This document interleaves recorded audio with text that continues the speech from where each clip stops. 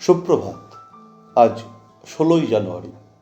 দক্ষিণ এশিয়া এবং বাংলা ভাষার অন্যতম জনপ্রিয় কথাসাহিত্যিক শরৎচন্দ্র চট্টোপাধ্যায়ের প্রয়াণ দিবস। তিনি 1876 খ্রিস্টাব্দের 15ই সেপ্টেম্বর হুগলি জেলার দেবানন্দপুর গ্রামের এক দরিদ্র ব্রাহ্মণ পরিবারে জন্মগ্রহণ করেন। দারিদ্র্যের কারণে তার বাবা মতিলাল চট্টোপাধ্যায়, মা ভুবনমোহিনী দেবী এবং সপরিবারে ভাগলপুরে তার মাতুলালয়ে থাকতেন। তাই তার শৈশবের অধিকাংশ সময় অতিবাহিত হয় ভাগলপুরে। 5 বছর বয়সে তার বাবা তাকে দেবানন্দপুর প্যারি পণ্ডিতের পাঠশালায় ভর্তি করেন। সেখানে তিনি 2-3 বছর শিক্ষালাভ করেন। তারপর তার মামা তাকে ভাগলপুরের ছাত্রবৃত্তিতে দুর্গাচরণ বালক বিদ্যালয়ে ভর্তি করেন এবং 1887 খ্রিস্টাব্দে তিনি ভাগলপুর জেলা স্কুলে ভর্তি হন। 1889 খ্রিস্টাব্দে তার বাবা চাকরি চলে গেলে তারা আবার দেবানন্দপুরে ফিরে আসেন এবং তিনি বাধ্য হয়ে ভাগলপুরের জেলা স্কুল ত্যাগ করে হুগলি ব্রাঞ্চ স্কুলে ভর্তি হন। কিন্তু দারিদ্র্যের কারণে স্কুলের ফি দিতে না পারায় 1892 খ্রিস্টাব্দে তাকে স্কুল ছাড়তে হয়। এ সময় তিনি তার কাশীনাথ ও ব্রহ্মদৈত্য প্রথম গল্প দুটি লেখেন। 1893 খ্রিস্টাব্দে তারা ভাগলপুরে ফিরে গেলে তাদের প্রতিবেশী সাহিত্যিক এবং শিক্ষক পাঁচকড়ি বন্দ্যোপাধ্যায়ের শিক্ষালাভের জন্য তিনি তেজনারায়ণ জুবিলি কলেজিয়েট স্কুলে ভর্তি হন। সেখান থেকেই 1894 খ্রিস্টাব্দে প্রবেশিকা পরীক্ষায় দ্বিতীয় বিভাগে পাশ করে তেজনারায়ণ জুবলি কলেজে ভর্তি হন। সে সময় তিনি তার সম্পর্কের এক দাদুর 2 ছেলেকে প্রতিদিন রাত্রে পড়িয়ে কলেজের পড়ার অর্থ জোগাতেন। তা সত্ত্বেও তিনি এফএ পরীক্ষার ফি জোগাড় করতে না পারায় পরীক্ষায় বসতে পারেননি। তাকে কলেজ ছাড়তে হয়। কলেজ ত্যাগ করে তিনি ভাগলপুর আমোদপুর ক্লাবে খেলাধুলা ও অভিনয় করতেন। সেই সময় তাদের প্রতিবেশী বিভূতিভূষণ ভট্ট আয়োজিত সাহিত্য সভার জন্য তিনি চন্দ্রনাথ, সুবোধা ইত্যাদি উপন্যাসগুলি এবং অনুপমার প্রেম, আলো ও ছায়া, বোঝা, হরিচরণ গল্পগুলি রচনা করেন। একই সময়ে তিনি ভাগলপুরের বনেলি রাজ এস্টেটে চাকরিতে নিযুক্ত হন, কিন্তু বাবার উপর অভিমান করে সন্ন্যাসী হয়ে ঘর ছেড়ে বেরিয়ে পড়েন। পরে বাবার মৃত্যু সংবাদ পেয়ে ভাগলপুরে ফিরে শেষকৃত্য সম্পন্ন করে কলকাতায় চলে আসেন।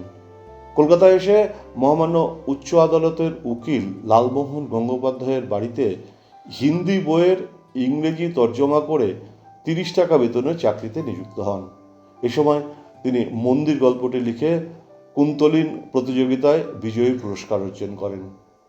6 মাস উকিলবাবুর বাড়িতে থেকে তিনি 1903 খ্রিস্টাব্দের জানুয়ারিতে রেঙ্গুনে লালমোহনবাবুর ভগ্নিপতি উকিল অঘোরনাথ চট্টোপাধ্যায়ের বাড়িতে যান এবং বার্মা রেলওয়ের অডিট অফিসারের অস্থায়ী চাকরিতে নিযুক্ত হন এবং 2 বছর পরে চাকরি চলে গেলে বন্ধু গিরীন্দ্রনাথ সরকারের সাথে পেগু চলে যান। 1906 খ্রিস্টাব্দের এপ্রিলে বারবার পাবলিক ওয়ার্কস অ্যাকাউন্টস অফিসে চাকরি পান এবং 10 বছর সেখানে চাকরি করে 1916 খ্রিস্টাব্দে কর্তৃপক্ষের সঙ্গে ছুটি নিয়ে মনোমালিন্যের কারণে চাকরিতে ইস্তফা দিয়ে কলকাতায় ফিরে আসেন।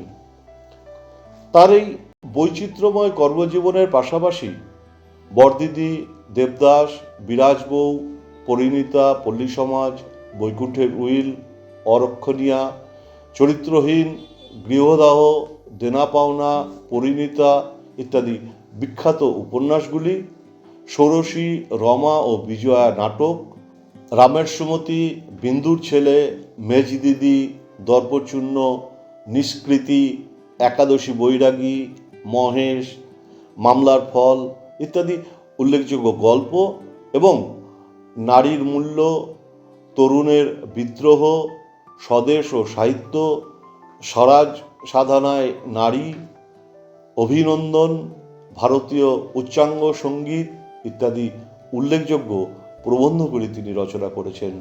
তার সাহিত্যকর্মকে ঘিরে ভারতীয় উপমহাদেশের বিভিন্ন ভাষায় প্রায় 50টি চলচ্চিত্র নির্মাণ হয়েছে।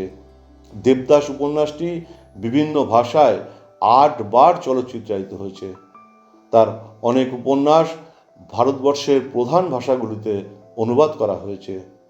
বাংলা সাহিত্যের ইতিহাসে অপ্রতিদ্বন্দ্বী জনপ্রিয়তার জন্য তিনি অপরাজেয় কথাশিল্পী নামে খ্যাতি অর্জন করেছেন। তিনি 1923 খ্রিস্টাব্দে কলকাতা বিশ্ববিদ্যালয় কর্তৃক জগত্তারিণী স্বর্ণপদক গ্রহণ করেন। 1936 খ্রিস্টাব্দে ঢাকা বিশ্ববিদ্যালয় কর্তৃক ডিলিট উপাধি অর্জন করেন এবং তিনি বঙ্গীয় সঙ্গীত পরিষদের সদস্যপদ গ্রহণ করেন। 1937 খ্রিস্টাব্দে তার যকৃতের ক্যান্সার পাকস্থলী পর্যন্ত ছড়িয়ে পড়ার কারণে তিনি প্রায়শই অসুস্থ থাকতেন।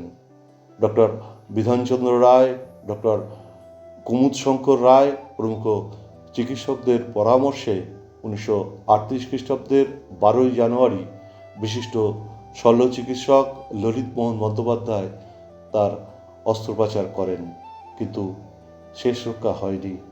কলকাতা পার্ক নার্সিংহোমে 16ই জানুয়ারি সকাল 10টায় তিনি শেষ নিঃশ্বাস ত্যাগ করেন।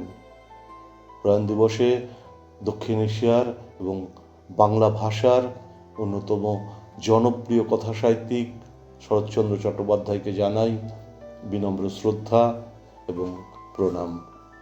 নমস্কার।